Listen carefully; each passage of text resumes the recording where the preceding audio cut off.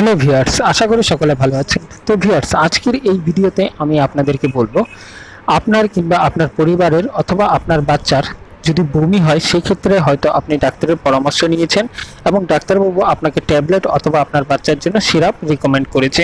সেই ক্ষেত্রে আপনি সিরাপ অথবা ট্যাবলেট ব্যবহার করছেন কিন্তু সঙ্গে সঙ্গে বমি হয়ে যাচ্ছে অথবা বমি বমি ভাব হচ্ছে, সেই ক্ষেত্রে আপনারা ট্যাবলেটটি ব্যবহার করতে পারছেন না।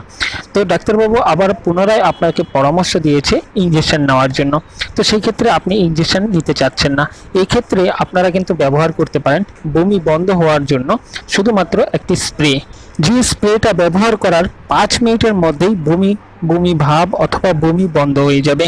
তো কি এমন স্প্রে এবং কিভাবে সেটা ব্যবহার করতে হয়, কোথায় পাবেন, দাম কত, কোন কোম্পানি মার্কেটিং কিংবা ম্যানুফ্যাকচারিং করে, এটা ব্যবহারে কী ধরনের সাইড এফেক্ট রয়েছে এবং কিভাবে আপনারা ব্যবহার করবেন, এই সমস্ত বিষয়ে কিন্তু আজকের এই ভিডিওতে আমি স্টেপ বাই স্টেপ আপনাদের সঙ্গে আলোচনা করব।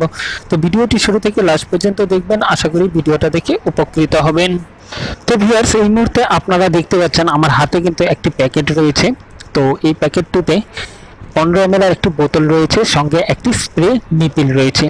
তো এই 15 ml স্প্রের দাম রয়েছে 147 টাকা 20 পয়সা এবং এক্সপায়ারি যদি আপনারা দেখেন মিনিমাম কিন্তু এটা 2 বছরের এক্সপায়ারি থাকে এবং এটাতে যে মলিকুলারটা দেওয়া রয়েছে সেটা কিন্তু রয়েছে অন্ডাসাইট্রন হাইড্রোক্লোরাইড ওরালস, অর্থাৎ এটা মুখে স্প্রে করার জন্য কিন্তু ব্যবহার করা হয়। তো এটা আপনারা কখন ব্যবহার করতে পারেন, অর্থাৎ কোন সময় এটা আপনারা ব্যবহার করবেন?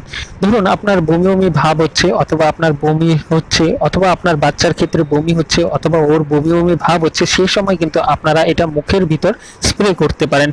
এটা স্প্রে করার আগে আমি আপনাদেরকে বলবো অবশ্যই কিন্তু আপনারা ডাক্তারের বাবুর পরামর্শ নিয়ে তারপর কিন্তু এটা ব্যবহার করবেন। উইদাউট ডাক্তার পারমিশন ছাড়া কিন্তু এটা ব্যবহার করতে যাবেন না।